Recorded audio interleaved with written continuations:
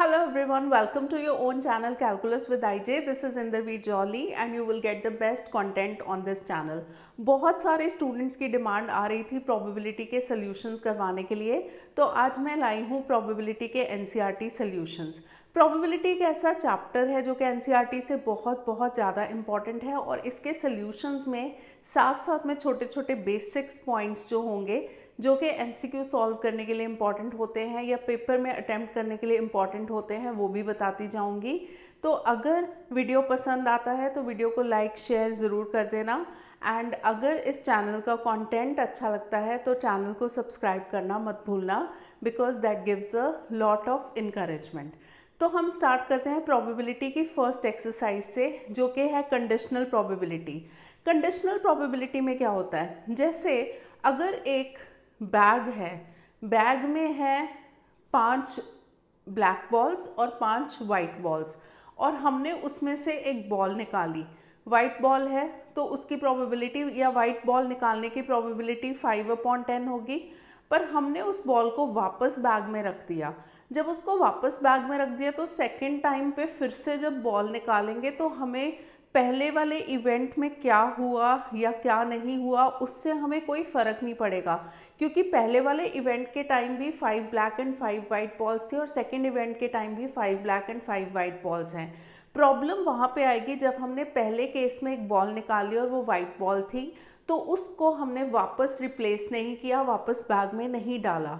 तो उस केस में जब सेकेंड इवेंट अकर करेगा ना, सेकेंड इवेंट जब सेकेंड टाइम हम बॉल उसमें से निकालेंगे बैग में से, तो क्योंकि अब पहले 10 थी अब 9 हो जाएंगी और पहले 5 ब्लैक 5 वाइट थी, तो पहले केस में अगर वाइट बॉल निकली है तो दूसरे केस में अब हमारे पास रिमेनिंग बॉल्स होंगी 5 black balls and 4 white balls. तो यहीं पे कंडीशन लग जाती है प्रोबेबिलिटी पे, मतलब सेकेंड इवेंट जब होता है तो सेकेंड इवेंट जो है उस पर कंडीशन लग जाती है कि first event has already occurred, उसी को हम बोलते हैं कंडीशनल प्रोबेबिलिटी।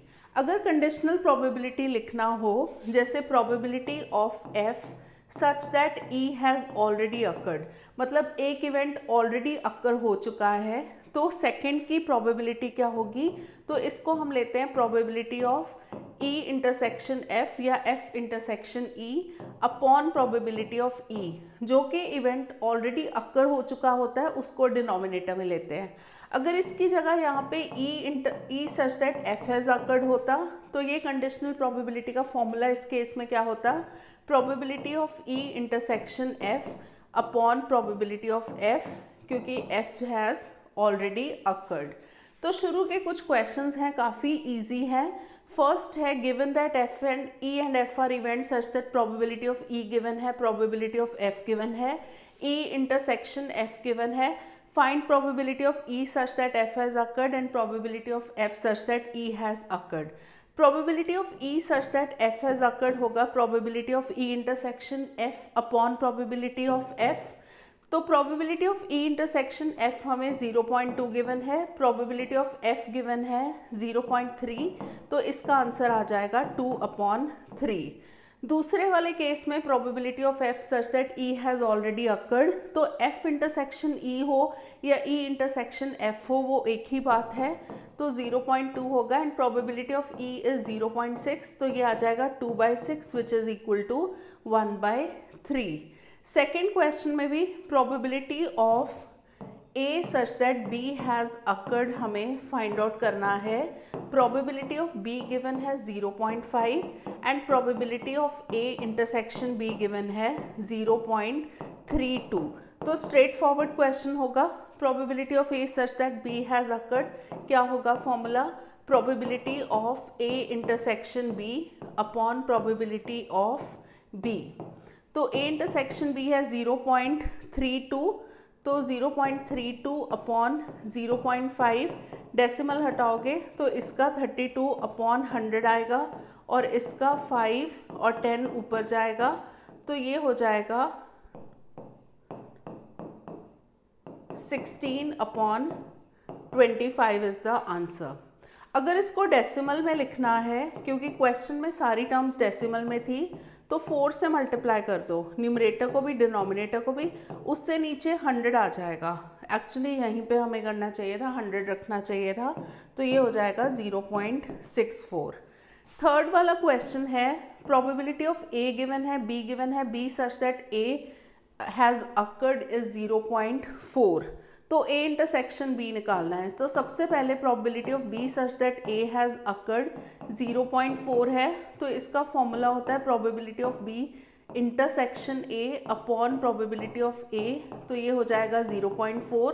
प्रोबेबिलिटी ऑफ ए की वैल्यू है 0.8, तो ये उस साइड जब जाके मल्टीप्लाई होगा तो probability of B intersection A हो जाएगा 0.32।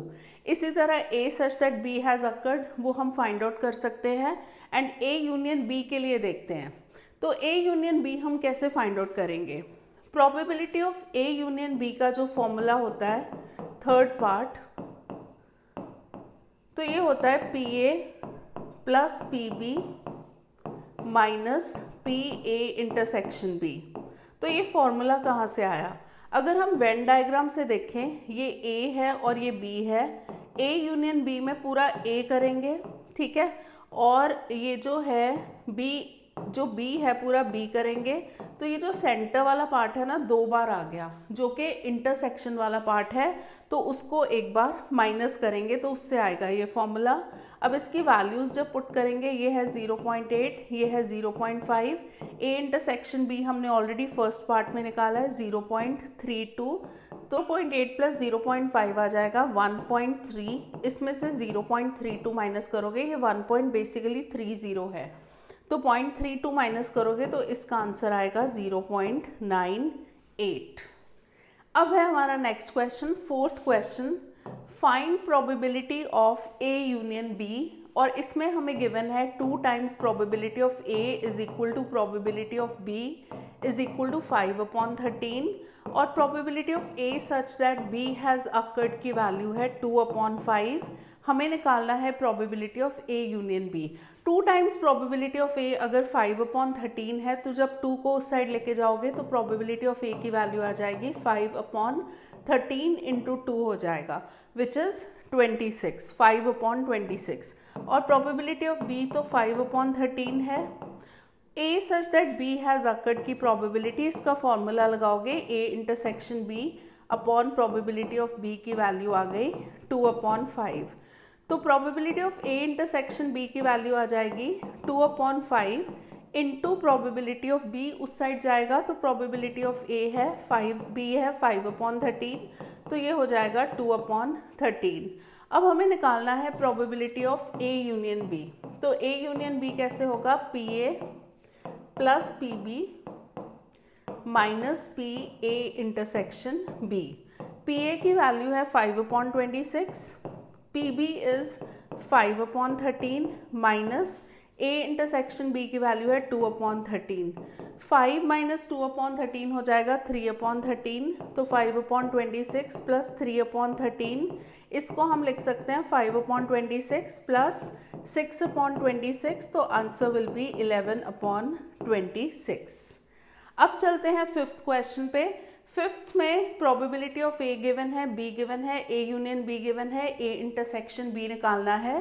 फर्स्ट पार्ट करेंगे, जैसे probability of A union B का फॉर्मूला है P A plus P B minus P A intersection B, तो यहाँ पे probability of A union B given है 7/11, ए की वैल्यू गिवन है 6/11, and this is 5/11 minus probability of A intersection B. तो probability of A intersection B की value क्या आएगी?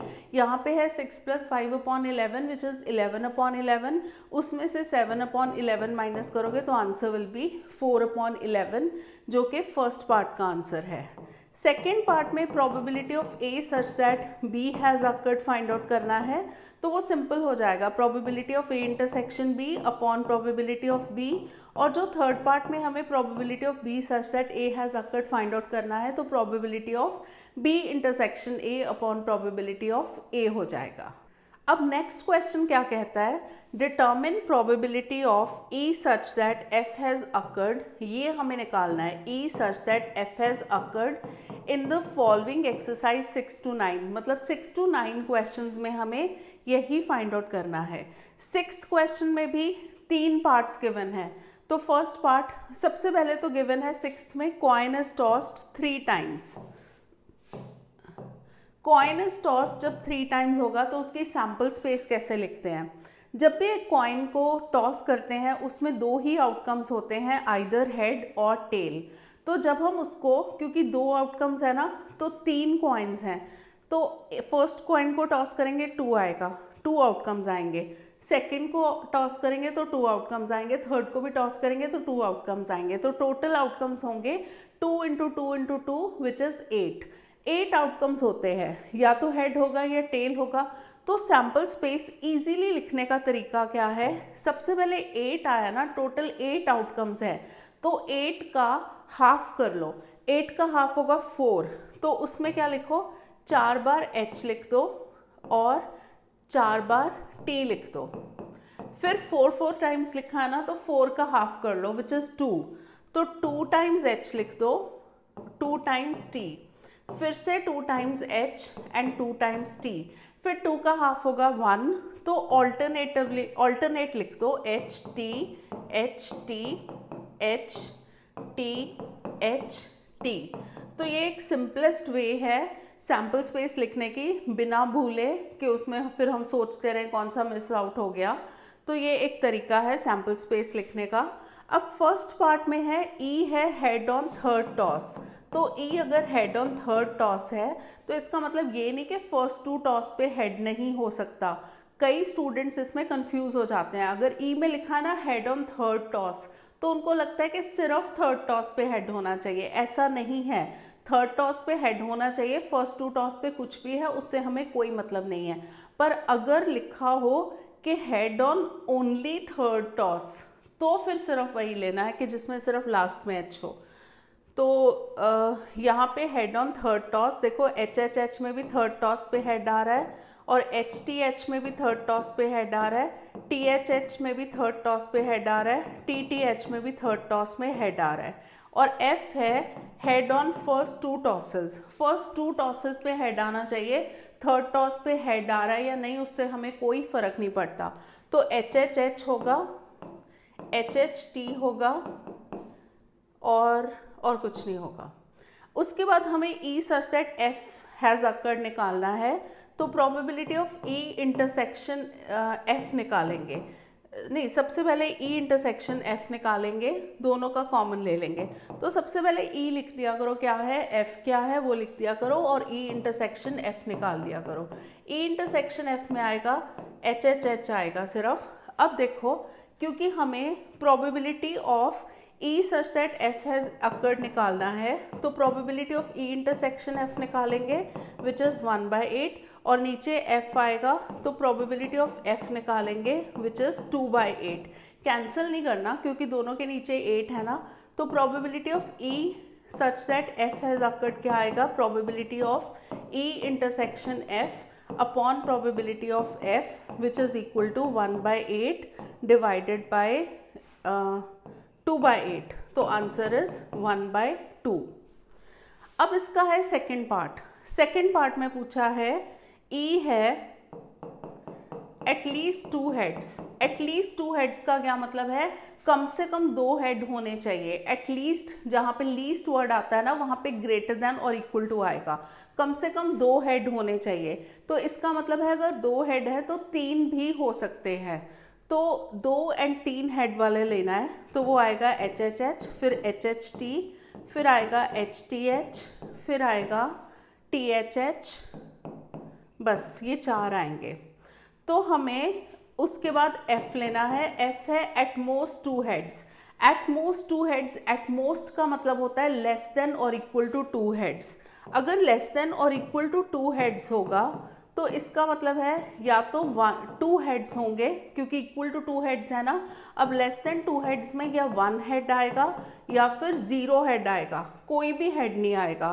That means eight most 2 heads में हमें 2 हेड वाले चाहिए, 1 हेड वाले चाहिए और 0 हेड वाले चाहिए।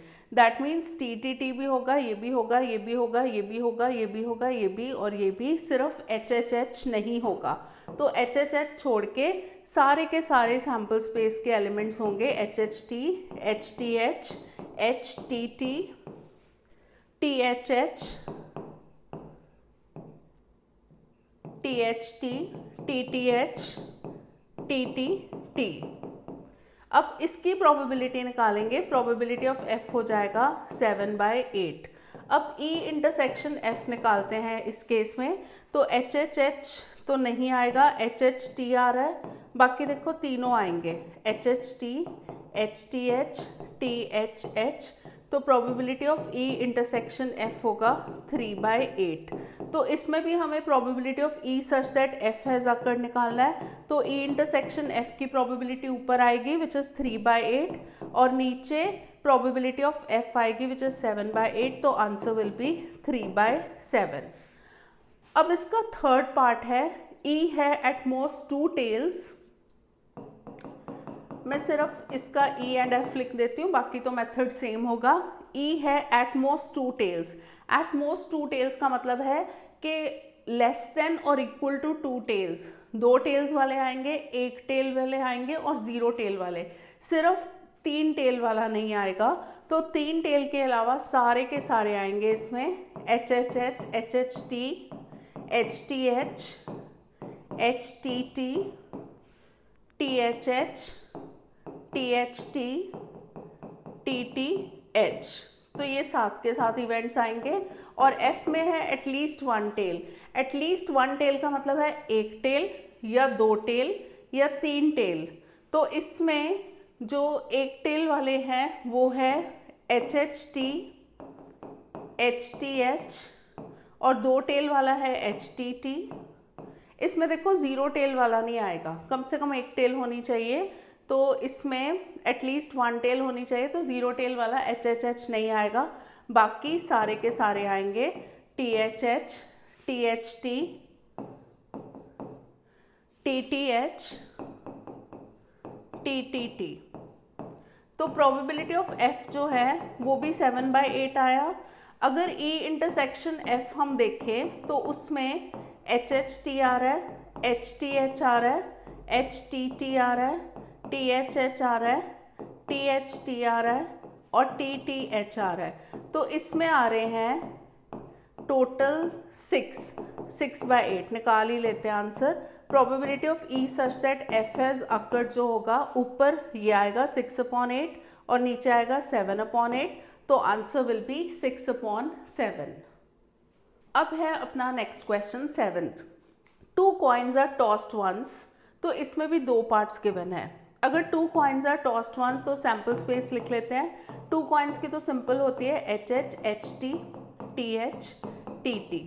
और फर्स्ट पार्ट में है E ऑप्शन है टेल अपीयर्स ऑन 1 कॉइन, एक कॉइन पे टेल आ रही है तो सिर्फ HT, TH होगा।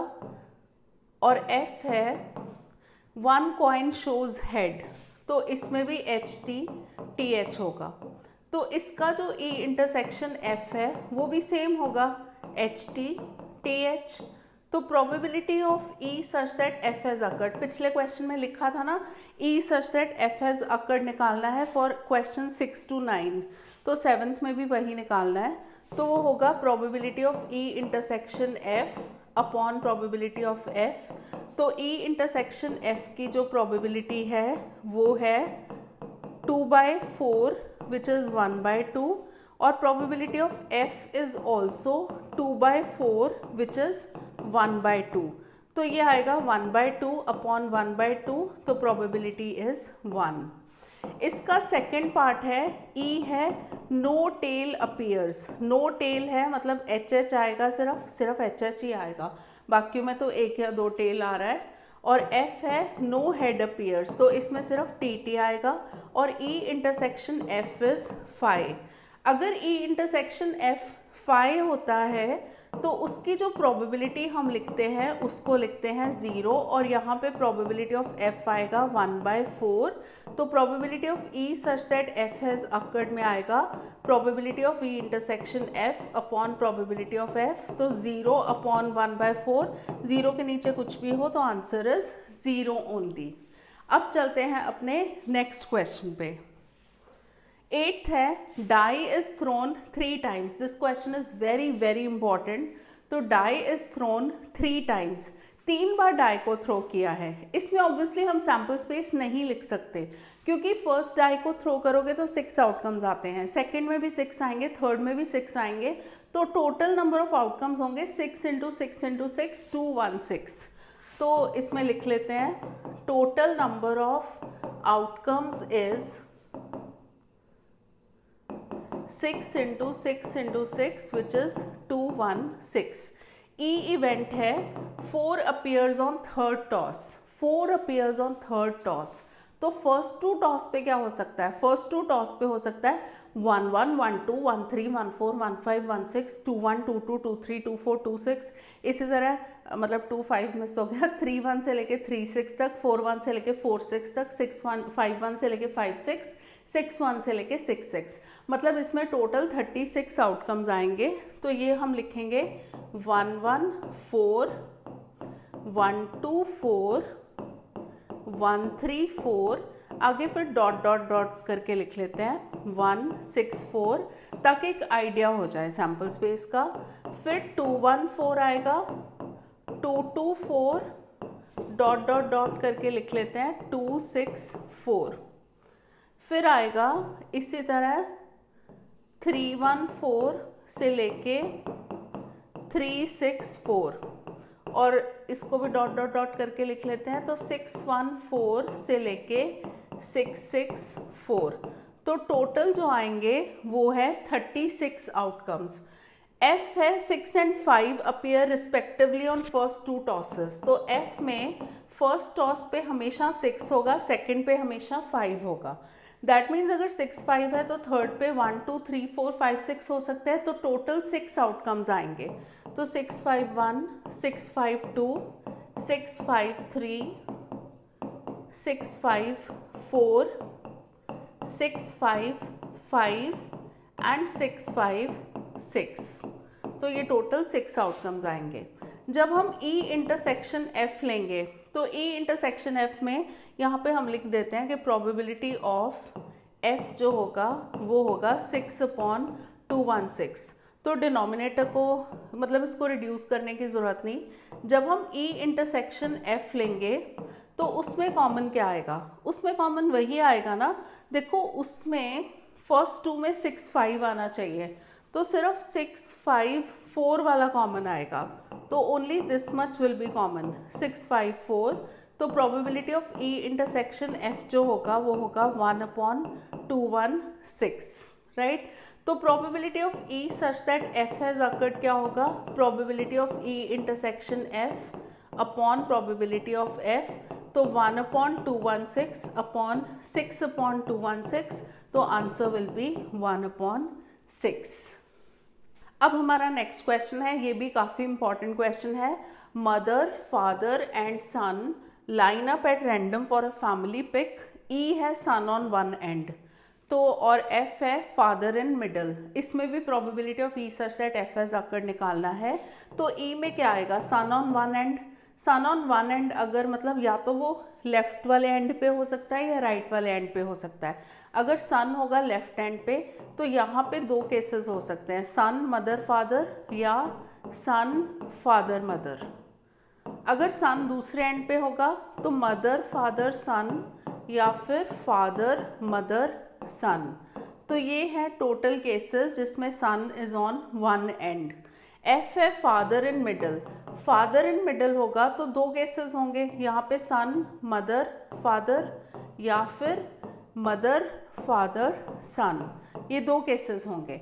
अच्छा, इसमें टोटल सैम्पल स्पेस तो हमने लिखी नहीं।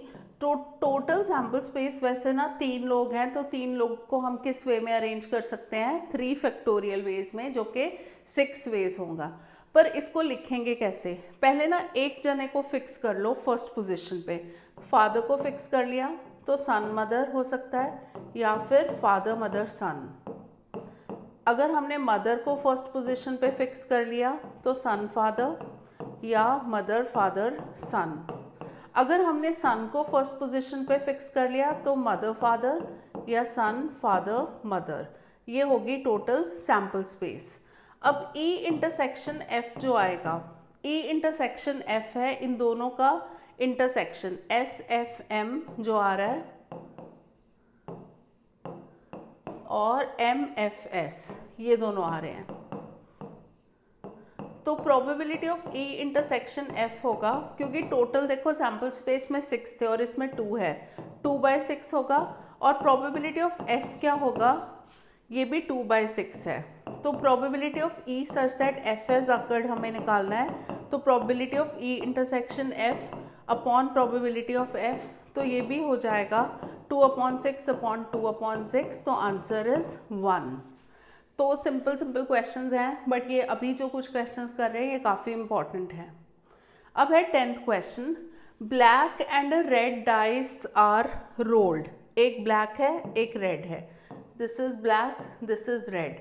Find the conditional probability of obtaining a sum greater than 9 given that black die resulted in a 5। जो भी हमें गिवन होता है, जैसे हम लेते हैं ना probability of A such that F has occurred, probability of या E such that F has occurred, जो गिवन होता है ना वो ये पार्ट होता है। जिसकी प्रोबेबिलिटी निकालनी होती है उसको पहले लिखते हैं, जो गिवन होता है जो ऑलरेडी अकर हो चुका है उसको नीचे लिखते हैं।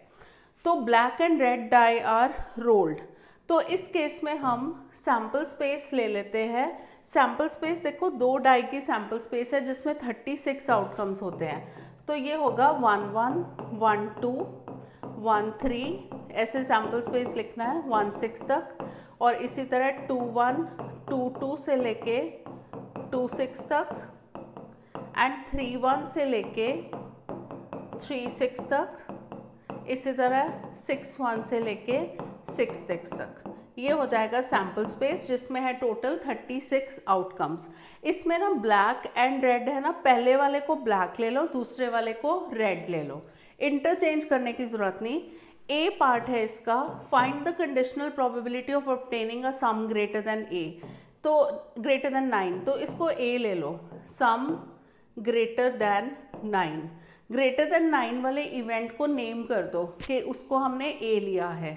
तो बी ले लो, ब्लैक डाई रिजल्टेड इन 5, तो ब्लैक डाई रिजल्टेड इन 5, क्योंकि वो ऑलरेडी अक्कर हो चुका है ना, ब्लैक डाई रिजल्टेड इन 5, तो दैट मीन्स हमें A such that B has occurred find out करना है। सबसे पहले हम ए में देखेंगे सम ग्रेटर देन 9 किस किस में होता है। तो ये हमें जब भी हम इसका सैम्पल स्पेस लिखते हैं ना, जैसे ये सम ग्रेटर देन 9, इसमें देखो 3 6 तक 9 है ना, 3 + 6 इज 9, तो फिर उससे अगले वाले से ही चेक करना है। फिर अगले वाले में 4 1 4 2 4 3 4 5 तक तो 9 ही है, तो पहला आएगा 4 5, नहीं 4 5 तो 9 है, 4 6 आएगा, 4 6 जिसका सम है 10। फिर नेक्स्ट वाली रो में 5 3 तक 8 है, 5 3 का सम 8 है, 5 4 का 9 है, तो 5 5 एंड 5 6 आएंगे, 5 6, क्योंकि इसका सम है 10, इसका 11, इसका भी, इसका 10, इसका 11।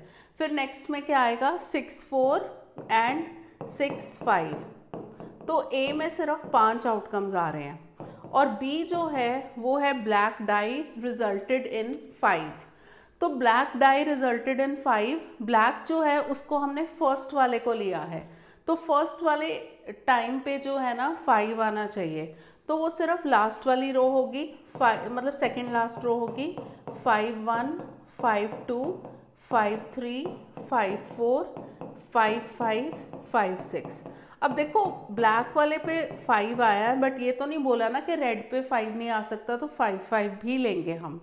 फिर उसके बाद पहले मैं ना इसको कॉपी कर लूँ सेकंड पार्ट करने के लिए, राइट।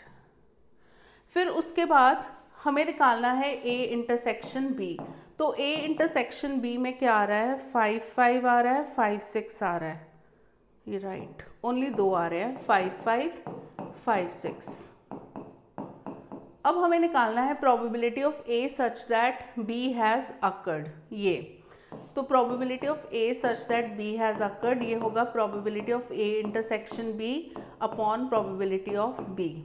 प्रोबेबिलिटी ऑफ बी इससे आया है, टोटल 6 हैं, 6/36, और probability of A intersection B में टोटल 2 हैं, तो 2/36, तो 2/36 अपॉन 6/36, तो ये 36 कट जाएगा, 2/6 आएगा, तो answer is 1/3। So this is very very important question.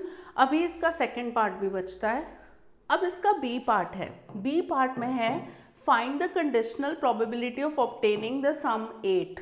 ई ले लो, obtaining, event of obtaining sum 8।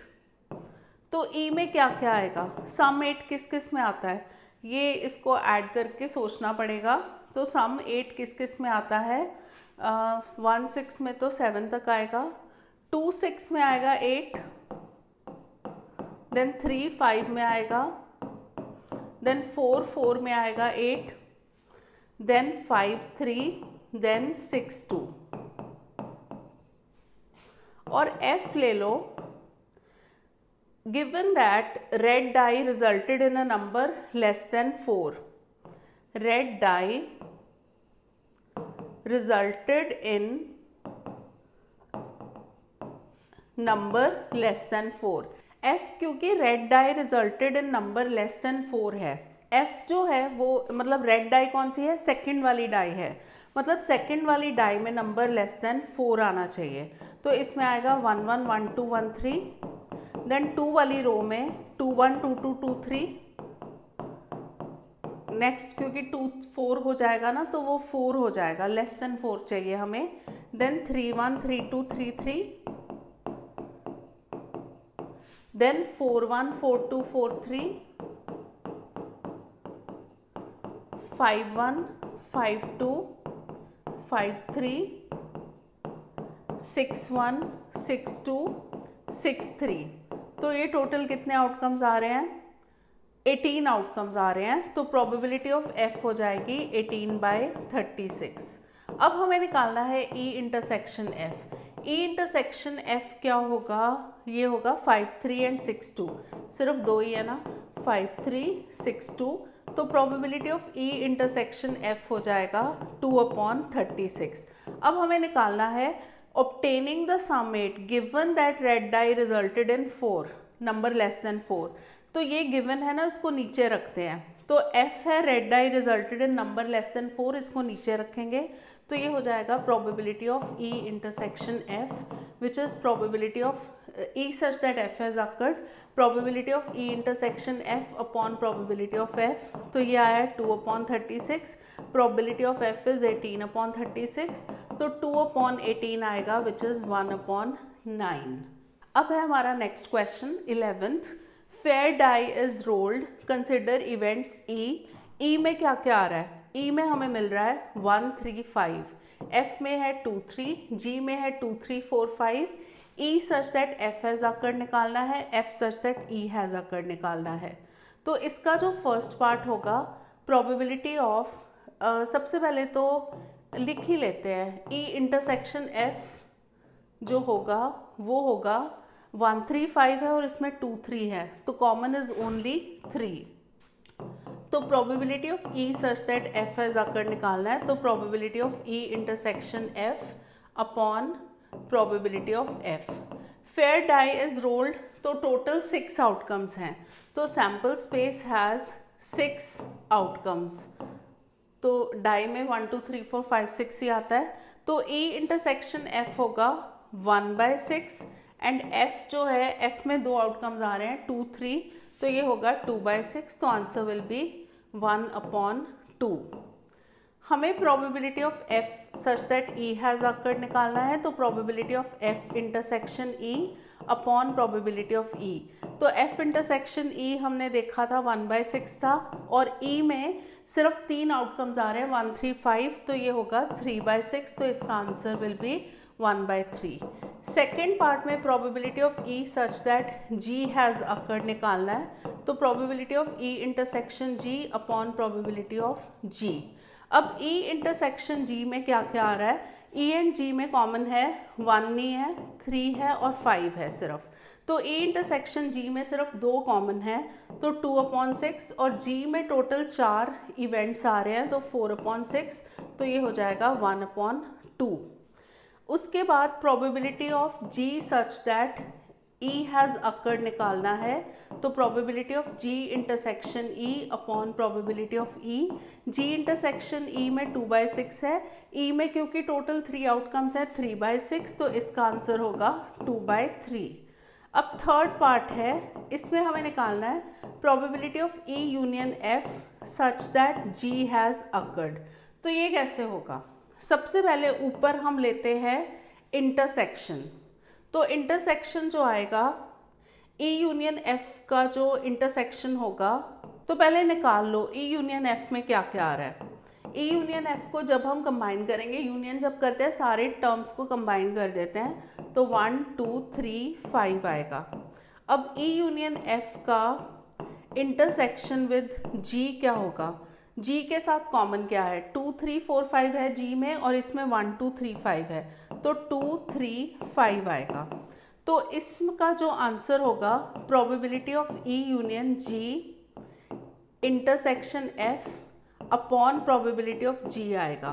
तो फर्स्ट वाला जो है E union G intersection F है, क्योंकि उसमें टोटल कितने आउटकम्स आ रहे हैं?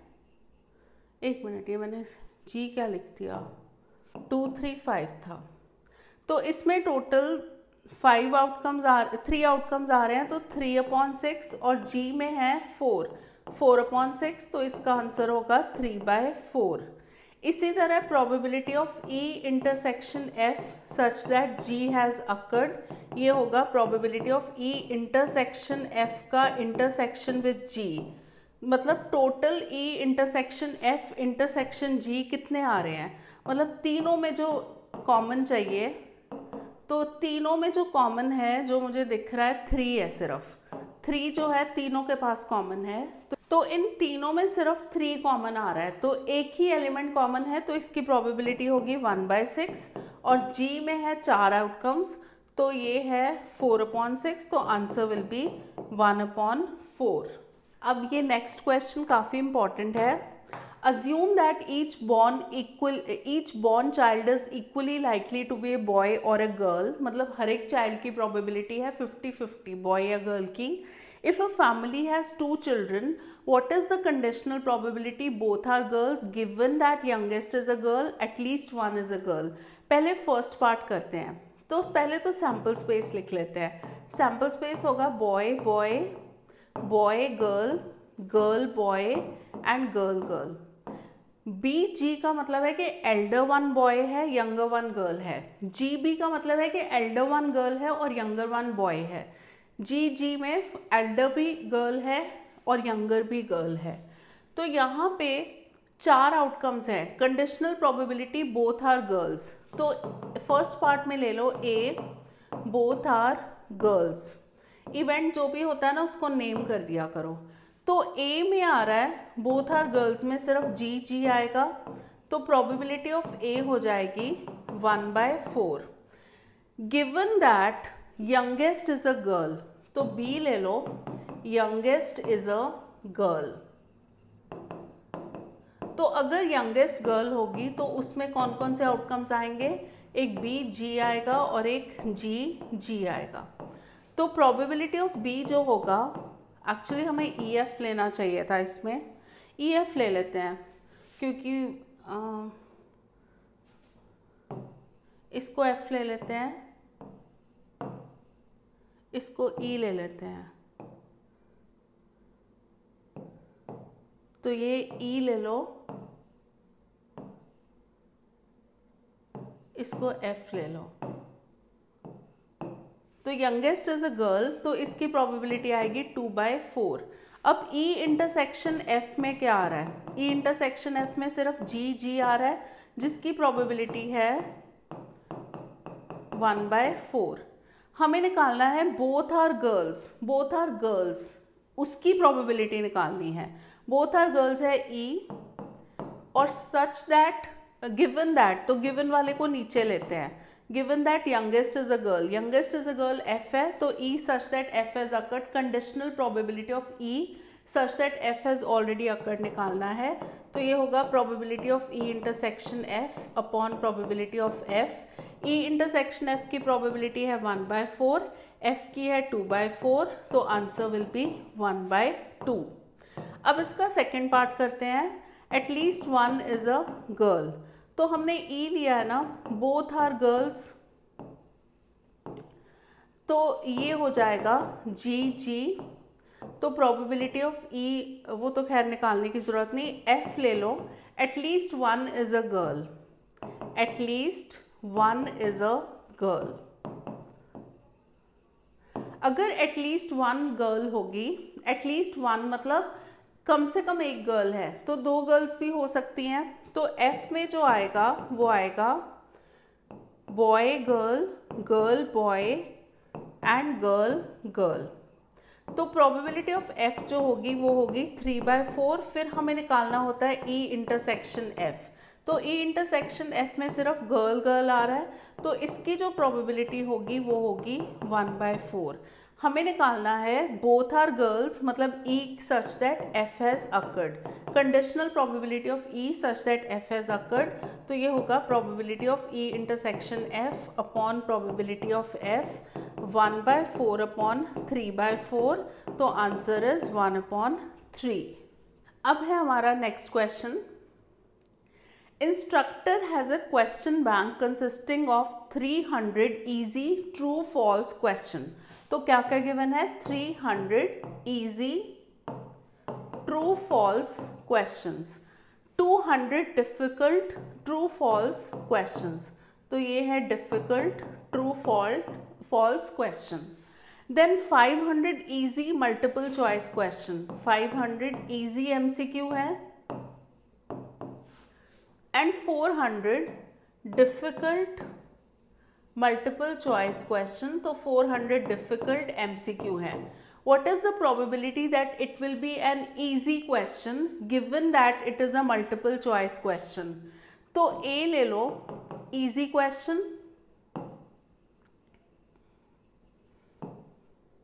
B ले लो multiple choice question। अब देखो इजी क्वेश्चन, सबसे पहले देख लेते हैं कि टोटल नंबर ऑफ क्वेश्चंस कितने हैं, क्योंकि सैम्पल स्पेस भी तो चाहिए। तो टोटल नंबर ऑफ क्वेश्चंस हो जाएंगे 300 प्लस 200 प्लस 500 प्लस 400, तो ये हो जाएंगे 1400 क्वेश्चंस। ए ले लो इजी क्वेश्चन। तो इजी क्वेश्चन कितने हैं? इजी क्वेश्चंस हैं 300 प्लस 500। इजी क्वेश्चन में कोई भी हो सकता है, ट्रू फॉल्स या एमसीक्यू। तो 300 प्लस 500 ये टोटल हो जाएंगे 800 क्वेश्चंस। एमसीक्यू कितने हैं? एमसीक्यू है 500 प्लस 400।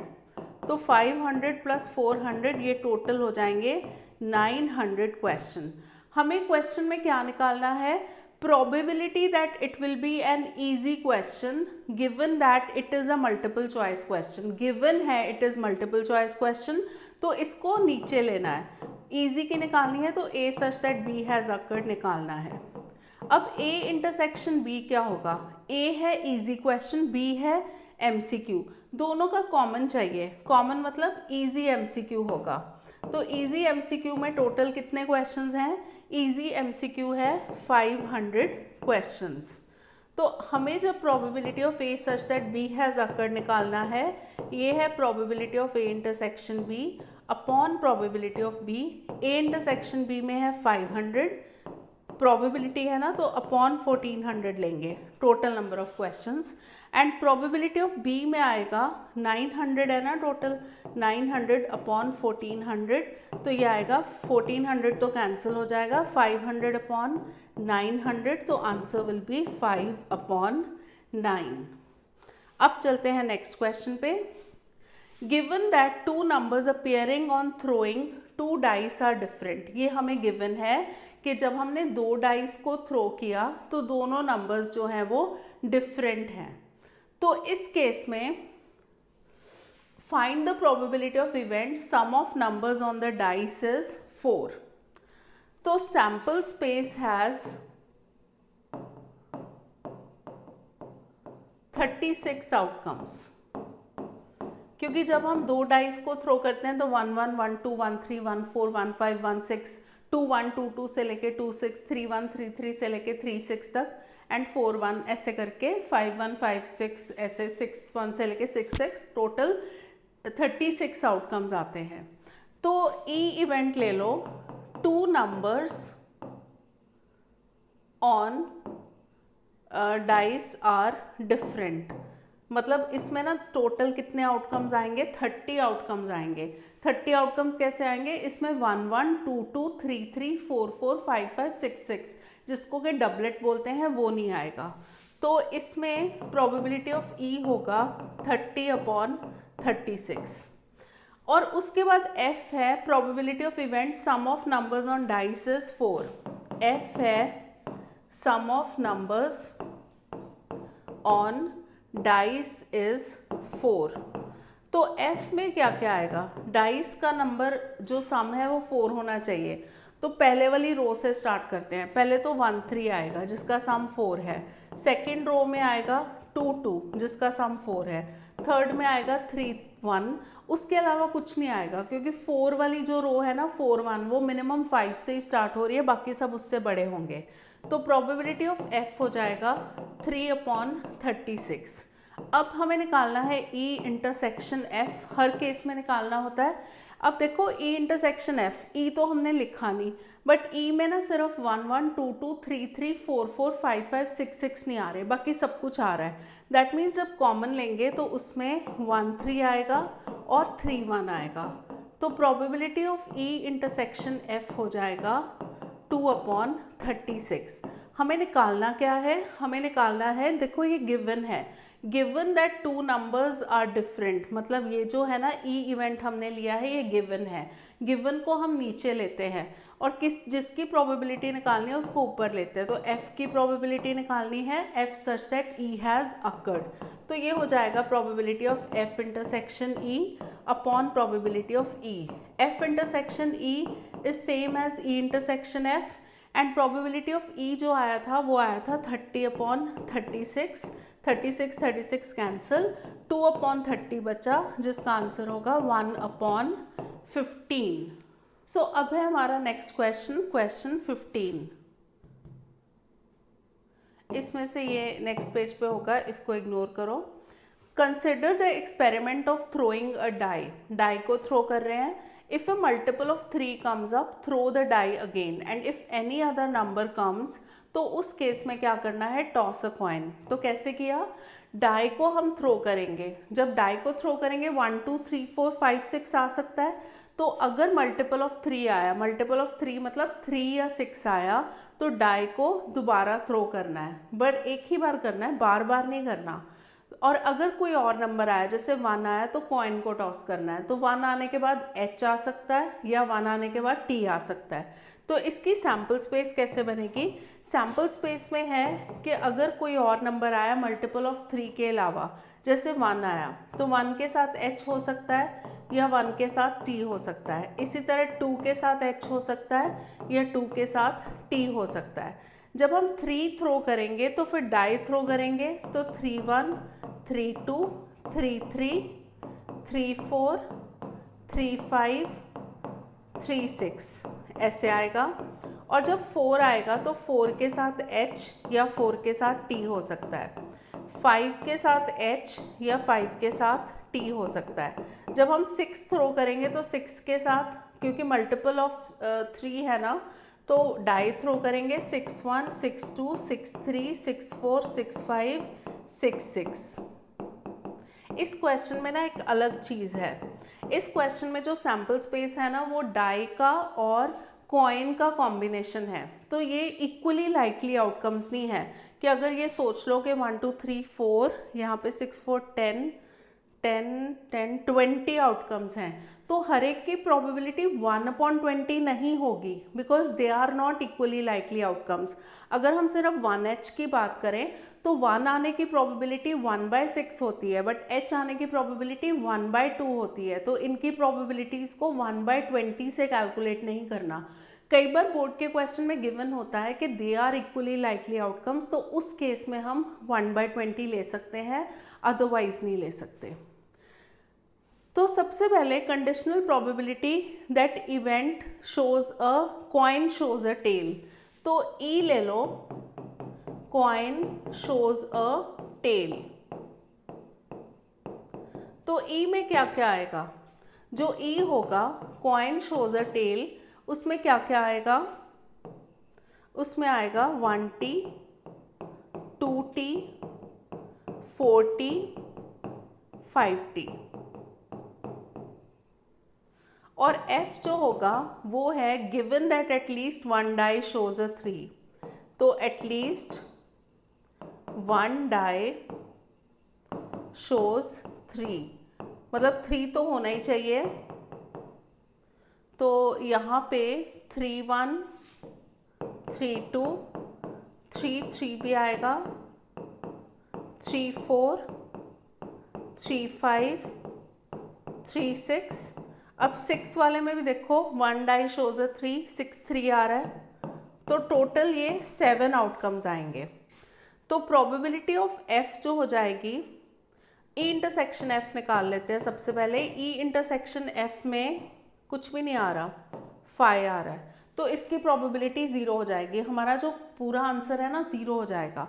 बट यहाँ पे ना प्रोबेबिलिटी ऑफ F में सिखा देती हूँ कैसे निकालना है। जैसे ये 3 है ना, इसकी प्रोबेबिलिटी 1/6 है और इसकी भी 1/6 है, तो 3 1 की प्रोबेबिलिटी 1/6 इंटू 1/6 होगी, विच इज़ 1/36। टोटल 1 2 3 4 5 6 7 आउटकम्स हैं, तो इंटू 7 करोगे तो ये आएगा 7/36। E इंटरसेक्शन F क्योंकि 5 है, तो probability of E intersection F होगी 0। अब हमें निकालना है जो गिवन है, गिवन को नीचे लेते हैं। गिवन ये है एटलीस्ट वन डाई शोज 3, तो E such that F has occurred निकालना है।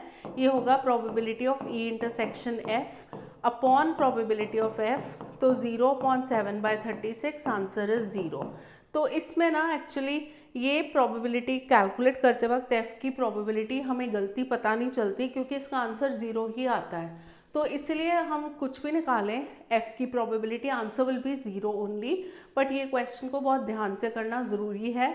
इस टाइप का एग्जाम्पल भी है जिसमें इक्वली लाइकली आउटकम्स नहीं है, वो भी कर लेना। अब है हमारा next question 16th। If probability of A is 1/2, probability of B है 0, A such that B has occurred क्या होगा? A such that B has occurred की प्रोबेबिलिटी होती है probability of A intersection B upon probability of B। क्योंकि देखो probability of B तो 0 है ना, डिनोमिनेटर में 0 आ गया, तो ये नॉट डिफाइंड होगा। तो इसका आंसर होगा C option, which is not defined. Next question है A and B are events, probability of A such that B has occurred, ये हमें गिवन है। Probability of B such that A has occurred के, तो हमें देखना है कौन सा वाला ऑप्शन होगा। पहले तो इसी को सॉल्व कर लेते हैं, फिर देखते हैं। A intersection B upon probability of B आएगा, और ये आएगा probability of B intersection A upon probability of A। ये और ये कैंसिल हो जाएगा, तो ये क्लियर दिख रहा है कि probability of B is equal to probability of A बचा, तो हमारा ऑप्शन होगा डी ऑप्शन। अब चलते हैं अपनी सेकेंड एक्सरसाइज पे। तो सेकेंड एक्सरसाइज है if probability of A is 3/5 find and probability of B is 1/5, find probability of A intersection B if A and B are independent events. पहले थोड़ा सा इसका बेसिक देख लेते हैं। जो हमने पिछली एक्सरसाइज में किया है उसमें ये किया है कि probability of E such that F has occurred, ये होता है probability of E intersection F upon probability of F। अगर हम E इंटरसेक्शन F इससे निकालें, इसको इस साइड ले जाएं, तो probability of E intersection F होगा probability of F into probability of E such that F has occurred. अगर इसको वैसे देखो, दो इवेंट्स हैं, दोनों इकट्ठे अक्कर कर रहे हैं। E इंटरसेक्शन F का मतलब है वो इकट्ठे अक्कर कर रहे हैं, तो पहले F अक्कर करेगा, फिर F अक्कर करेगा, फिर E अक्कर करेगा such that F has already occurred. मतलब ये जो E की प्रोबेबिलिटी है वो हम इस कंडीशन से निकालेंगे कि F हैज़ ऑलरेडी अक्कर्ड। तो ये वाली जो प्रॉपर्टी होती है इसको बोलते हैं मल्टीप्लिकेशन रूल ऑफ प्रोबेबिलिटी। तो मल्टीप्लिकेशन रूल ऑफ प्रोबेबिलिटी को हम 3 में भी एक्सटेंड कर सकते हैं। 3 में कैसे एक्सटेंड कर सकते हैं? E intersection F intersection G, तो सबसे पहले E की प्रोबेबिलिटी होगी, फिर F की होगी सच दैट E हैज़ अकर्ड, मतलब E ऑलरेडी अकर कर चुका है, फिर G की प्रोबेबिलिटी होगी सच that E and F have already occurred, तो वहाँ पे हम लेंगे E इंटरसेक्शन F। तो सिंपल है लॉजिक कि फर्स्ट इवेंट जो है, दो इवेंट्स इकट्ठे अकर कर रहे हैं, तो फर्स्ट इवेंट की प्रोबेबिलिटी लेंगे इनटू सेकेंड इवेंट की probability such that first event has already occurred, तो उसकी कंडीशनल प्रोबेबिलिटी लेंगे। अब इंडिपेंडेंट इवेंट्स क्या होते हैं? इंडिपेंडेंट इवेंट में है जैसे दो स्टूडेंट्स हैं एक्स एंड वाई, हमने उन दोनों को एक क्वेश्चन सॉल्व करने को दिया, एक्स ने सॉल्व कर लिया, वाई ने सॉल्व नहीं किया, तो हम ये तो नहीं है ना कि x के सॉल्व करने का कुछ रिलेशन y के ना सॉल्व करने से है, दोनों इंडिपेंडेंटली काम कर रहे हैं, तो उसकी प्रोबेबिलिटी है कि उसने सॉल्व कर लिया, वो दूसरे पे डिपेंड नहीं करती जिसने सॉल्व नहीं किया, या जिसने सॉल्व नहीं किया उसका जो है सॉल्व ना करने की प्रोबेबिलिटी फर्स्ट वाले पे डिपेंड नहीं करती, तो वो होते हैं इंडिपेंडेंट इवेंट्स जिसमें उनकी प्रोबेबिलिटी आपस में एक दूसरे पे डिपेंडेंट नहीं होती। कंडीशन क्या होती है? अगर इंडिपेंडेंट इवेंट्स हों, फॉर इंडिपेंडेंट इवेंट्स, अगर कोई भी इंडिपेंडेंट इवेंट्स हों तो simply probability of A intersection B जो होगा वो होगा P A into P B, बस दोनों को मल्टीप्लाई करके आएगा। तो ये इंडिपेंडेंट इवेंट्स के लिए कंडीशन होती है। एक और इसमें इंपॉर्टेंट पॉइंट्स आते हैं जो हम आगे करेंगे। तो फर्स्ट वाले क्वेश्चन में पी ए गिवन है, पी बी गिवन है, पी ए इंटरसेक्शन बी निकालना है, तो यही कंडीशन लगेगी क्योंकि ये इंडिपेंडेंट इवेंट्स गिवन है। तो सिंपली 3/5 इंटू 1/5 करके आ जाएगा which is 3/25। Second question, 2 cards are drawn at random and without replacement from a pack of 52 playing cards. Without replacement है, इकट्ठे ड्रॉ किए हैं, find the probability that both cards are black. तो E event ले लो, first card is black, and F ले लो, second card is black. दोनों को ड्रॉ किया है विदाउट रिप्लेसमेंट, तो probability of E intersection F होगा ना, both are black. Both are black कैसे होगा? जैसे अगर फर्स्ट कार्ड ड्रॉ किया, फिर probability of F such that E has already occurred, मतलब सिंपल सा लॉजिक है। फर्स्ट कार्ड ड्रॉ किया, क्योंकि टोटल कार्ड्स होते हैं 52, उसमें से ब्लैक होते हैं 26, तो उसकी प्रोबेबिलिटी तो 26/52 होगी। बट सेकेंड कार्ड जब ड्रॉ किया, हमने फर्स्ट को रिप्लेस तो नहीं किया, तो अब सेकेंड कार्ड के टाइम एक ब्लैक कार्ड कम होगा और टोटल कार्ड्स में से भी एक कम होगा, तो ये हो जाएगी 25/51 जो कि इसका आंसर होगा। तो ये मल्टीप्लिकेशन रूल ऑफ प्रोबेबिलिटी लगा, 26 × 2 इज़ 52, तो 25/102 is the answer. Third question है, box of oranges is inspected by examining 3 randomly selected oranges drawn without replacement. देखो कैसे सिलेक्ट करते हैं। All the 3 oranges are good, the box is approved for sale, otherwise it is rejected.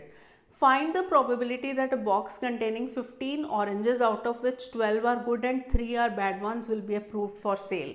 सबसे पहले हम समझ लेते हैं कि बॉक्स के अप्रूव होने का फंडा क्या है। बॉक्स में से एक ऑरेंज निकाला, ऑरेंज अगर ख़राब है तो वो बॉक्स वहीं पे रिजेक्ट हो जाएगा, पर सपोजिंग वो ऑरेंज ख़राब नहीं है, it is a good orange, तो उसको निकाल दिया, वापस बॉक्स में नहीं रखा। फिर सेकंड ऑरेंज निकाला, अगर सेकंड ऑरेंज ख़राब है तो box will be rejected, but second orange अगर गुड है उसको भी बाहर निकाल के रख दिया। फिर हमने बाकी के बचे ऑरेंजेस में से थर्ड ऑरेंज निकाला, वो थर्ड ऑरेंज अगर ख़राब है तो बॉक्स रिजेक्ट, अगर वो ख़राब नहीं है तो box will be approved for cell. हमें प्रोबेबिलिटी निकालनी है कि ये जो पर्टिकुलर बॉक्स है it is approved for cell, पर इसमें क्या है, टोटल नंबर ऑफ ऑरेंजेस कितने हैं बॉक्स में, ये हैं 15 ऑरेंजेस, और उसमें से गुड ऑरेंजेस कितने हैं, गुड ऑरेंजेस हैं 12, और बैड ऑरेंजेस कितने हैं? बैड ऑरेंजेस है 3, ठीक है। तो इसमें ई है first orange is selected, F होगा not, first orange is good क्योंकि बॉक्स अप्रूव फॉर सेल है ना। First orange is good, second orange is good, और एफ ले लो, जी ले लो, third orange is also good. तो प्रोबेबिलिटी है तीनों ऑरेंजेस गुड होने चाहिए जो हमने निकाले हैं, तभी box will be approved for cell. सबसे पहले तो फर्स्ट ऑरेंज निकालेंगे, उसकी प्रोबेबिलिटी निकालेंगे, फिर हम सेकंड ऑरेंज की probability such that first orange already निकल चुका है उसमें से। हम F such that E has occurred क्यों ले रहे हैं? क्योंकि जो ऑरेंज फर्स्ट वाला निकाला है उसको वापस बॉक्स में रिप्लेस नहीं किया। फिर प्रोबेबिलिटी ऑफ जी निकालेंगे such that E and F already हो चुके हैं। तो probability of E intersection F intersection G क्या होगा? ई की प्रोबेबिलिटी टोटल देखो, गुड ऑरेंज की प्रोबेबिलिटी निकालनी है ना, तो 12 गुड ऑरेंजेस थे, 12/15। फिर उसके बाद सेकंड केस में एक गुड ऑरेंज अगर निकल गया तो उसको बाहर रख दिया, टोटल ऑरेंजेस बच जाएंगे 14 और गुड ऑरेंजेस हो जाएंगे 11। फिर 2 ऑरेंजेस निकल गए, थर्ड भी गुड होना चाहिए, तो 10/13। तो इसको जब हम सॉल्व करेंगे, ये सॉल्व कैसे होगा? 2 × 6 is 12, 2 × 7 is 14, and 5 2 is 10, 5 3 is 15, 6 2 is 12, 12 × 11, 132/21 × 13, 273. तो 132/273 इज द आंसर। अच्छा, अभी 3 से कैंसिल होगा, 3 4 is 12, 44/91 is the answer. Next question है, fair coin and an unbiased die are tossed, A is the event head appears on the coin, B is the event 3 on the die, check whether A and B are independent events और not. Sample space क्या होगी? एक fair coin है and unbiased die are tossed, तो H आएगा coin पे, तो die पे 1 आ सकता है, या 2 आ सकता है, या 3 आ सकता है, या 4 आ सकता है, या 5 आएगा, या 6 आएगा। फिर से अनलाइकली इवेंट्स हैं, या फिर यहाँ पे टेल आ सकता है, तो टेल के साथ T1, T2, T3, T4, T5, T6। सबसे पहले इसमें बोला है A is the event that head appears on the coin, तो A में आएगा H1, H2, H3, H4, H5, H6, और B है 3 ऑन द डाई, तो इसमें आएगा H3 एंड T3। हमें देखना है कि A and B are independent और नॉट, मतलब probability of A intersection B PA × PB होनी चाहिए। पहले A इंटरसेक्शन B निकाल लेते हैं, A इंटरसेक्शन B में सिर्फ H3 आ रहा है। अब देखो probability of A intersection B क्या होगी? ये फिर से आ गया ना, unlikely not equally likely outcomes, तो H की प्रोबेबिलिटी होती है 1/2 एंड 3 की होती है 1/6, तो इसकी प्रोबेबिलिटी होगी 1/12। अब प्रोबेबिलिटी ऑफ B क्या होगी?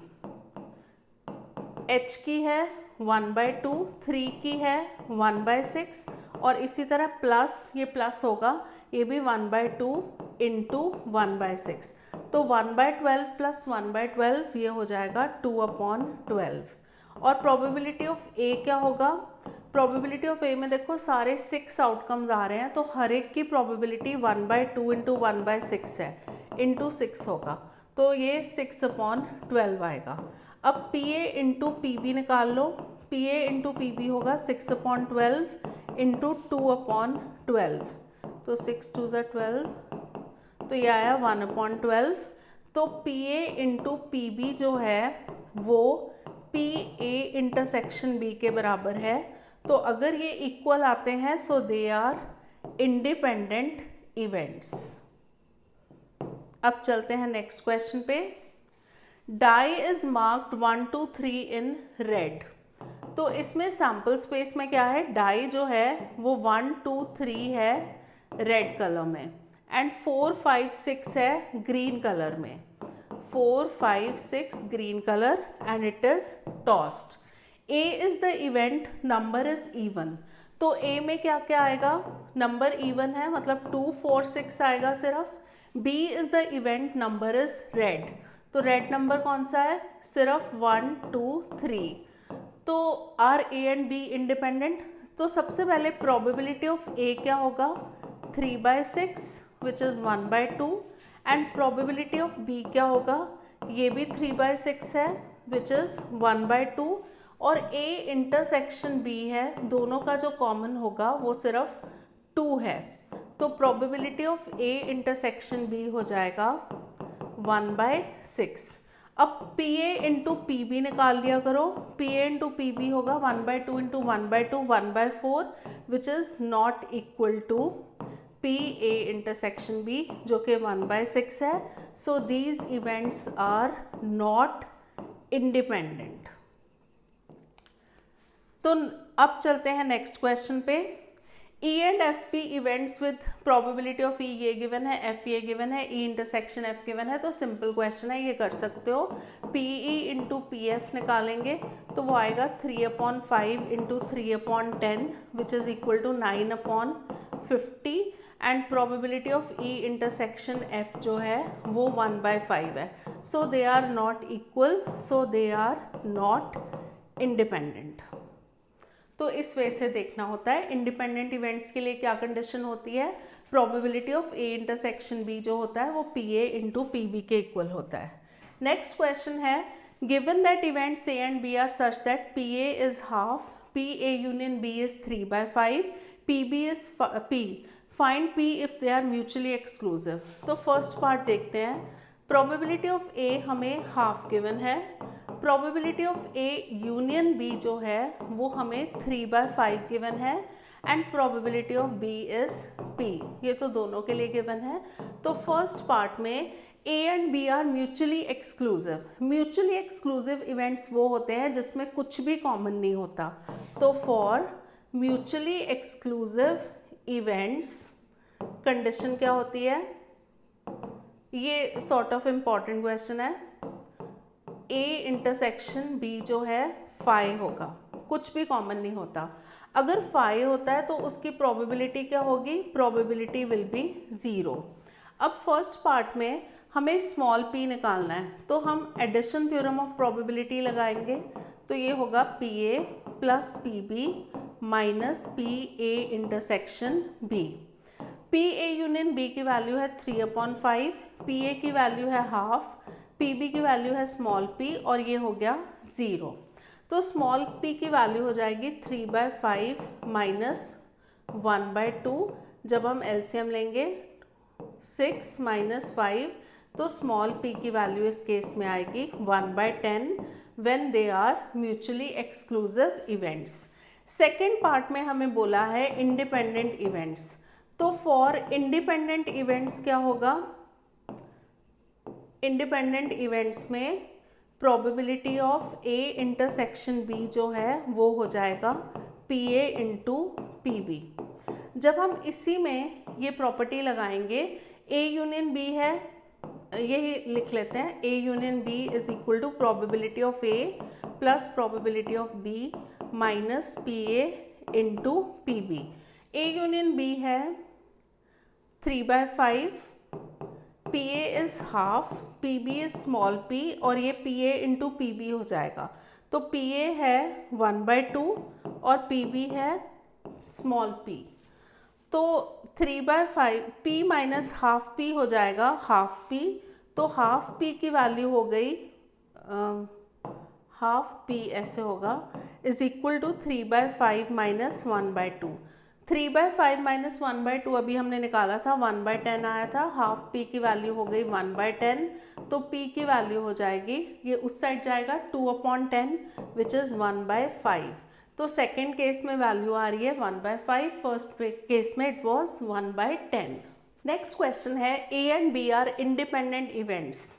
इंडिपेंडेंट इवेंट्स है, पी ए हमें गिवन है 0.3, पी बी हमें गिवन है 0.4। तो फर्स्ट पार्ट में probability of A intersection B हमें निकालना है, क्योंकि इंडिपेंडेंट इवेंट्स गिवन है ना, तो वो सिंपली हो जाएगा P A into P B. Reason लिख देना, क्योंकि दे आर इंडिपेंडेंट इवेंट्स। तो P A into P B 0.3 into 0.4, तो आंसर इज 0.12। सेकेंड पार्ट है probability of A union B निकालना है। तो ए यूनियन बी क्या होगा, P A plus P B, addition theorem of probability लगेगी, minus probability of A intersection B. P A है 0.3, P B is 0.4, ये है 0.12। तो 0.7 मतलब 70 है, 0.12 माइनस होगा तो 0.58 आएगा। थर्ड पार्ट है probability of A such that B has occurred. तो वो होगा probability of A intersection B upon probability of B. A intersection B की प्रोबेबिलिटी है 0.12, तो 0.12 upon probability of B is 0.4। तो इसका जब डेसिमल हटाएंगे, चाहे इंटू 100 कर दो दोनों को, तो ये हो जाएगा 12/40, 6/20, 3/10 इज द आंसर, या फिर इसको 0.3 लिख सकते हो। इसी तरह फोर्थ पार्ट में probability of B such that A has occurred, probability of B intersection A upon probability of A हो जाएगा।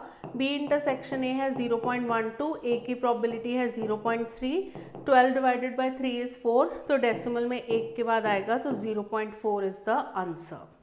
नेक्स्ट क्वेश्चन है, ये काफ़ी इंपॉर्टेंट है। A and B are two event such that P A हमें given है 1/4, P B is 1/2, probability of A intersection B जो है वो है 1/8। हमें निकालना है probability of not A and not B. Formulas को ध्यान से देखना। नॉट ए का मतलब है कि ए का कॉम्प्लीमेंट, एंड का मतलब होता है इंटरसेक्शन, नॉट बी मतलब बी का कॉम्प्लीमेंट।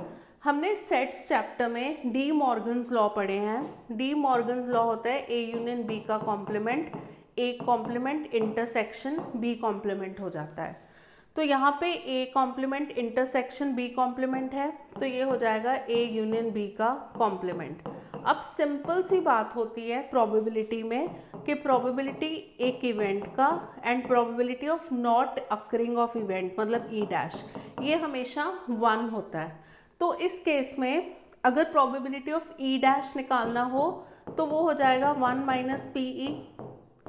तो ए यूनियन बी का डैश है मतलब उसका कॉम्प्लीमेंट है, तो 1 में से सब्ट्रैक्ट कर देंगे, 1 minus probability of A union B. Probability of A union B का फॉर्मूला होता है P A plus P B minus probability of A intersection B. तो 1 माइनस पी ए है 1/4, this is 1/2, A intersection B is 1/8। तो 1 minus ये 2/4, 3/4 minus 1/8, तो minus 5/8 आएगा which is equal to 3/8। Next question है, events A and B are such that P A given है 1/2 and P B is 7/12, P not A और not B. Not a का मतलब होता है ए डैश, और का मतलब होता है यूनियन, नॉट बी का मतलब होता है B dash. This is equal to 1/4। हमें देखना है कि A and B are independent और नॉट। ए इंटरसेक्शन बी चाहिए इंडिपेंडेंट चेक करने के लिए। फिर से De Morgan law, A intersection B का कॉम्प्लीमेंट होता है A complement union B complement. तो ये हो जाएगा ए इंटरसेक्शन बी का कॉम्प्लीमेंट इज 1/4। अब हम इसको लिख सकते हैं जैसे पी ई डैश लिखा था ना 1 माइनस पी ई, तो 1 minus probability of A intersection B हो जाएगा 1/4। तो probability of A intersection B जब दूसरी साइड लेके जाओगे और 1/4 को इस साइड, 1 माइनस 1/4 आ जाएगा 3/4। अब P A into P B निकालते हैं। PA इंटू PB होगा 1/2 इंटू 7/12 विच इज़ 7/24. तो PA intersection B is not equal to PA into PB, so they are not independent.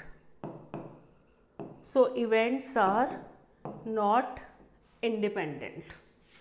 Next question, given two independent events A and B. अब देखो independent हमें already given है, PA की value है 0.3, PB is 0.6. First part में हमें निकालना है probability of A and B. And याद रखो, एंड इज ऑलवेज इंटरसेक्शन, तो एंड निकालना है ना A इंटरसेक्शन B, तो ये तो सिंपली PA इंटू PB होगा. क्यों होगा? क्योंकि ये इंडिपेंडेंट इवेंट्स हमें गिवन है. So these are independent events. तो PA है 0.3 इंटू 0.6, ये हो जाएगा 0.18. Second part, probability of A and not B निकालना है. A एंड नॉट B का मतलब होता है A इंटरसेक्शन एंड मतलब intersection B dash. A intersection B dash याद रखो, ये A माइनस B होता है. ये क्यों होता है? जैसे अगर हमारे पास A है, B है, A का ये पूरा सर्कल है, पूरा ये वाला सर्कल है. जब A में से B माइनस करते हैं तो कॉमन पार्ट ही माइनस करेंगे ना. और A इंटरसेक्शन B कॉम्प्लीमेंट का मतलब भी यही होता है कि जैसे B का कॉम्प्लीमेंट होगा, B से बाहर सारा आएगा, उसका A के साथ इंटरसेक्शन ये होगा. तो ये दोनों सेम होते हैं, A माइनस B. अब A माइनस B ये वाला आ गया सर्कल. तो पहले भी हमने देखा था A माइनस B का मतलब होता है कि A में से हम A एंड B का कॉमन पार्ट माइनस करते हैं. तो PA minus PA intersection B हो जाता है. PA की वैल्यू है 0.3 and PA intersection B is 0.18. ये 3 है ना, इसको ऐसे 30 लिख लिया करो, सेम ही बात है. 30 में से 18 ही तो सब्ट्रैक्ट करना है अब, तो आंसर हो जाएगा 0.12.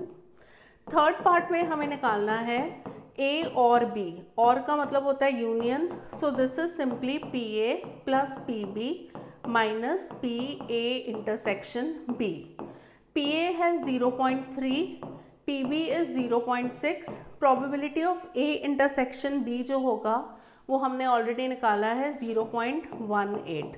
तो 0.9 है, 9 को 90 लिख सकते हैं, इसमें से 0.8, तो ये हो जाएगा 0.72. फोर्थ में neither A nor B. Neither A nor B का मतलब होता है A dash intersection B dash. Either और अगर होता है वो यूनियन होता है, नाइदर नॉर इज इंटरसेक्शन. तो A dash intersection B dash. जैसे हमने डी मॉर्गन्स लॉ लगाए थे ना, फिर से A यूनियन B का कॉम्प्लीमेंट हो जाएगा. इसको 1 minus probability of A union B लिख सकते हैं. तो 1 में से 0.72 माइनस करोगे. जब 72 माइनस करोगे तो ये आएगा 0.28. अब है next question, die is tossed thrice. 3 बार उसको टॉस किया है. This is very important question.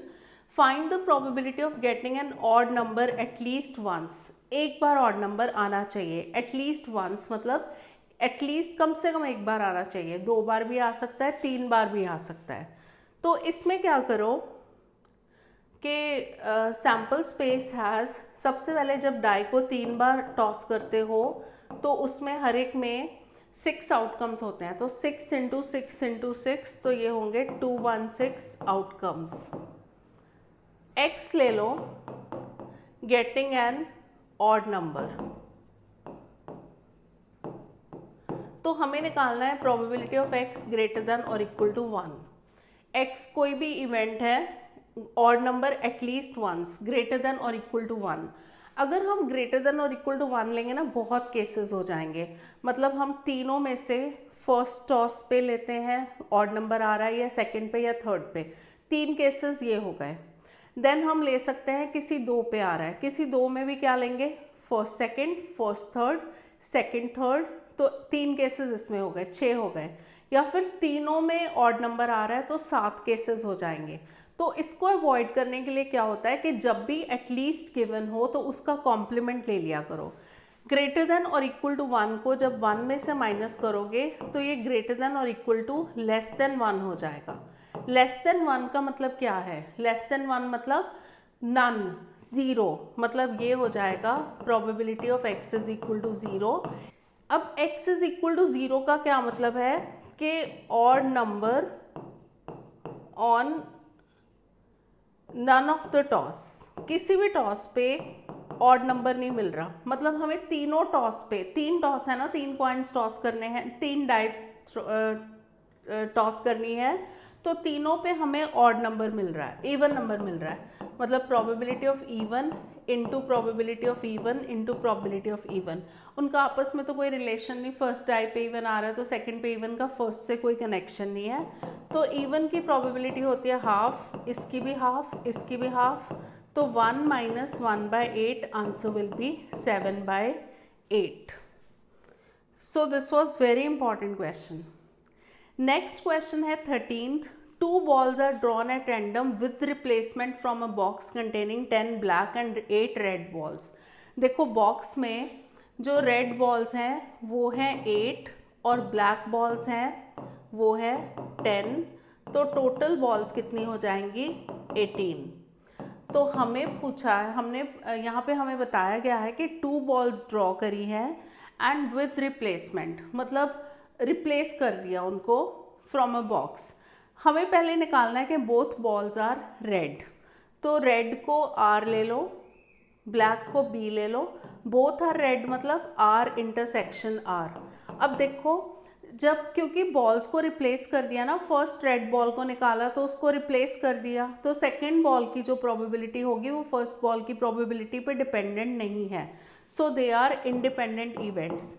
तो ये हो जाएगा PR इंटू PR, क्योंकि इंडिपेंडेंट इवेंट्स होंगे, तो प्रोबेबिलिटी ऑफ रेड बॉल होगी 8/18 और इसकी भी होगी 8/18, 4/9 इंटू 4/9, 16/81 इज द आंसर।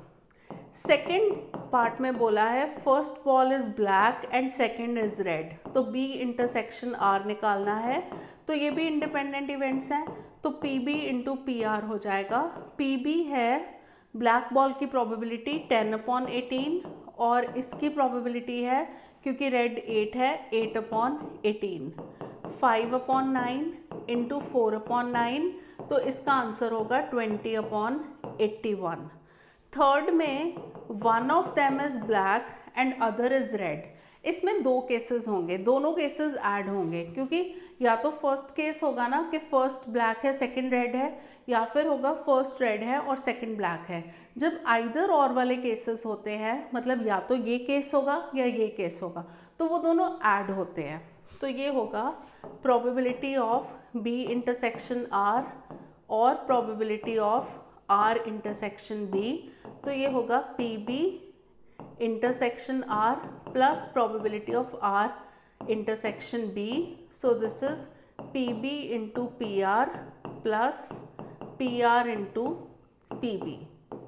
तो ब्लैक की प्रोबेबिलिटी है 10/18, रेड की है 8/18, तो यहाँ पे 8/18 इंटू 10/18, अभी हमने निकाला था, ये आता है 20/81, तो 20/81 प्लस 20/81, तो इसका आंसर आएगा 40/81। नेक्स्ट क्वेश्चन है, ये भी काफ़ी इंपॉर्टेंट क्वेश्चन है।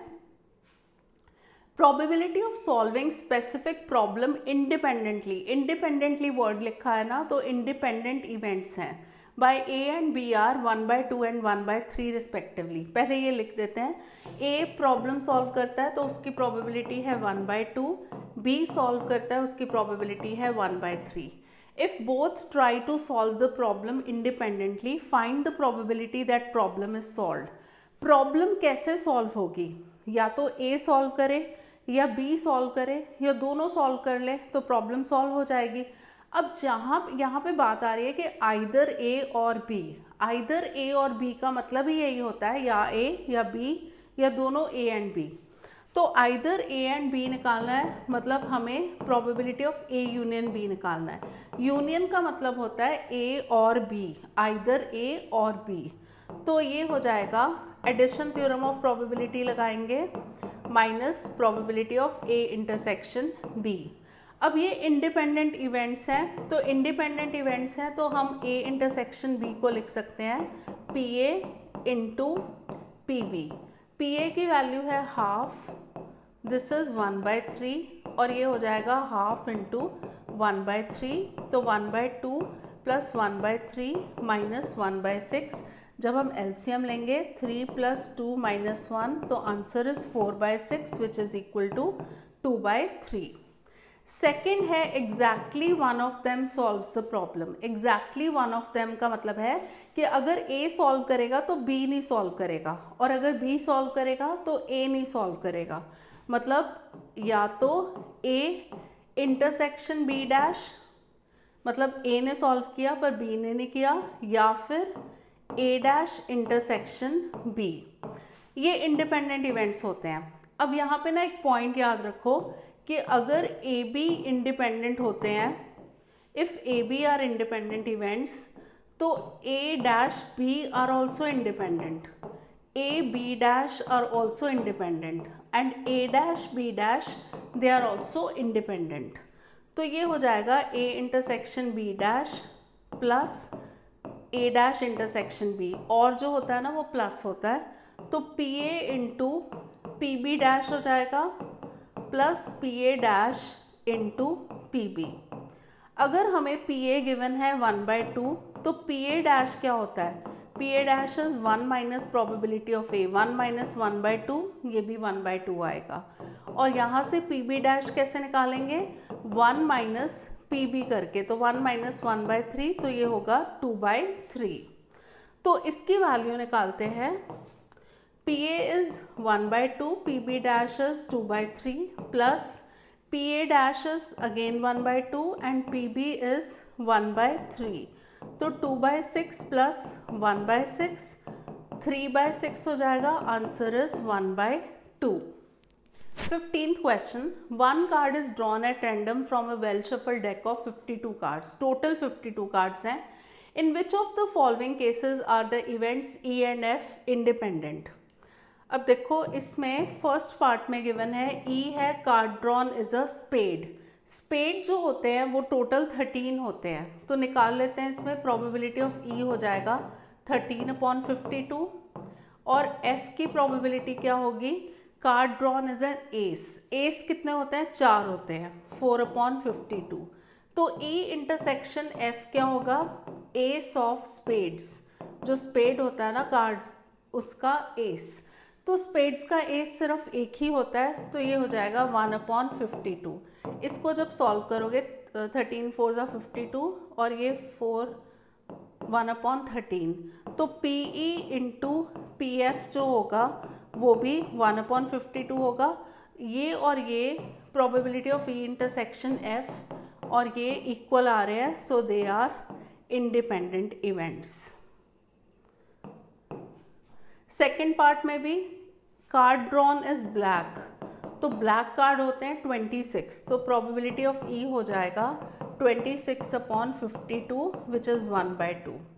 और प्रोबेबिलिटी ऑफ एफ हो जाएगा, एफ है card drawn is a king, total 4 king होते हैं, 4/52 जो कि 1/13 हो जाएगा। तो इसमें भी P E into P F जो आ रहा है 1/2 इंटू 1/13 1/26 आ रहा है। और E इंटरसेक्शन F क्या होगा, E इंटरसेक्शन F है, क्योंकि E है ना कार्ड इज ब्लैक और F है कार्ड इज अ किंग, तो किंग ब्लैक कलर का किंग, तो ये हो जाएगा ब्लैक किंग। और ब्लैक किंग कितने होते हैं, 2 होते हैं, तो इसकी प्रोबेबिलिटी हो जाएगी 2/52 विच इज़ 1/26। अब ये और ये इक्वल आ रहे हैं, so they are independent events. Third part लेते हैं। ई है card drawn as a king और क्वीन, किंग भी काउंट करने हैं, और का मतलब होता है ऐड करने हैं। 4 किंग होते हैं, 4 क्वीन होते हैं, तो प्रोबेबिलिटी ऑफ ई हो जाएगी 8/52 विच इज 2 से कैंसिल करते हैं 26, 2/13। और F है card drawn as a queen और जैक, तो क्वीन भी 4 होते हैं, जैक भी 4, तो ये भी 8/52 होगा विच इज़ 2/13। तो PE इंटू PF जब हम निकालेंगे तो वो आ जाएगा 4/169। अब E इंटरसेक्शन F क्या होगा? E इंटरसेक्शन F है, E में है किंग क्वीन और F में है क्वीन और जैक, तो इसका जो कॉमन होगा वो होगा क्वीन। तो क्वीन की जो प्रोबेबिलिटी होगी वो होगी 4 होती है ना क्वींस, 4/52 विच इज़ 1/13। तो ये दोनों जो है इक्वल नहीं आ रहे, so they are not independent. तो इसमें सिर्फ first and second case are independent. 16th question है, in a hostel 60% of students read Hindi newspaper, 40% read English newspaper, 20% read both Hindi and English newspaper. Both मतलब intersection.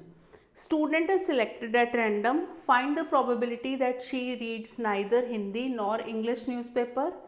Second part भी पहले first करते हैं। पहले हम देख लेते हैं English के लिए ना E ले लेते हैं, हिंदी के लिए H ले लेते हैं। तो सबसे पहले लिखा है कि 60% रीड हिंदी न्यूज़पेपर, तो H हो जाएगा 60/100। और इंग्लिश वाले कितने हैं? वो है 40/100। और both Hindi and English H intersection E वाले हैं 20/100। ए पार्ट में हमें पूछा है she reads neither Hindi nor English newspaper. Neither nor मतलब इंटरसेक्शन होता है, तो H dash intersection E dash. डी मॉर्गन्स लॉ लगाएंगे तो H यूनियन E का कॉम्प्लीमेंट, तो ये हो जाएगा 1 minus probability of H union E। Complement law मतलब probability of E dash 1 minus PE होगा। H यूनियन E कैसे निकालेंगे? यहाँ से निकाल लेते हैं। Probability of H union E is PH plus PE minus probability of H intersection E। तो PH है 60 प्लस 40 माइनस 20/100, तो ये हो जाएगा 80/100। तो 1 माइनस 80/100 विच इज़ 20/100, तो आंसर होगा 1/5। बी पार्ट में लिखा है if she reads Hindi newspaper, मतलब ये गिवन है कि she reads Hindi newspaper, find the probability that she reads English newspaper. तो इंग्लिश की निकालनी है such that she reads Hindi newspaper, तो जो ऑलरेडी गिवन है उसको नीचे लेते हैं, तो ये होगा probability of E intersection H upon probability of H। E intersection H is 20/100 and probability of H is 60/100, तो 100 कैंसिल हो जाएगा, 20/60 इज 1/3। सी पार्ट है if she reads English newspaper, तो इसमें ऑलरेडी गिवन है कि she reads English newspaper, find the probability that she reads Hindi newspaper. Hindi की probability निकालनी है such that she reads English newspaper, तो probability of H intersection E upon probability of E। H intersection E है 20/100 and probability of E is 40/100, तो 20/40 answer is 1/2। अब है हमारा MCQ, probability of obtaining an even prime number on each die when a pair of dice is rolled. Pair of dice जब roll करेंगे, सबसे पहले तो इवन प्राइम नंबर कौन सा होता है? इवन प्राइम नंबर जो है वो होता है 2। तो यहाँ पे लिखा है कि डाई को जब हमने दोनों डाई को थ्रो किया तो फेवरेबल आउटकम सिर्फ एक होगा जिसमें दोनों पे इवन प्राइम नंबर आ रहा है, तो वो सिर्फ यही होगा ना 2 और टोटल आउटकम्स जो होते हैं दो डाई को जब थ्रो करते हैं तो वो 36 होते हैं। तो यहाँ पे प्रोबेबिलिटी जो होगी favourable upon total 1/36 which is option D. Next question है जो कि आज का लास्ट क्वेश्चन है, 2 events A and B will be independent if A B are mutually exclusive. ये होगा या ये। पहले ना हम इंडिपेंडेंट की कंडीशन से ही स्टार्ट करते हैं। Probability of A intersection B होता है P A into P B, mutually exclusive का तो कुछ नहीं दिख रहा। पी ए को हम लिख सकते हैं 1 minus probability of A dash, and P B को लिख सकते हैं 1 minus probability of B dash. तो ऐसा करते हैं, सेकेंड पार्ट अगर हम देखें, ए डैश बी डैश का मतलब है A dash intersection B dash, मतलब ये जो A dash B dash given होता है ना, this is probability of A dash intersection B dash. तो इसको हम लिख सकते हैं P A dash into P B dash. क्यों लिख सकते हैं ऐसे? क्योंकि अगर A B are independent events, ये तो हमें गिवन है, तो that means A dash B वो भी इंडिपेंडेंट होते हैं। तो ए बी अगर इंडिपेंडेंट हो, ए डैश भी इंडिपेंडेंट होते हैं, ए बी डैश भी इंडिपेंडेंट होते हैं, ए डैश भी इंडिपेंडेंट होते हैं। तो A dash B dash independent होते हैं, तो ऐसे हो जाएगा। तो पी ए डैश को हम लिख सकते हैं 1 माइनस पी ए, और पी बी डैश को हम लिख सकते हैं 1 माइनस पी बी। तो ये आ रहा है बी ऑप्शन, तो आंसर इज बी ऑप्शन। तो ये हमारी प्रोबेबिलिटी की first and second exercise NCERT से कंप्लीट हो गई। तो इसको लाइक एंड शेयर करना मत भूलना, and don't forget to subscribe to the channel. Thank you for watching.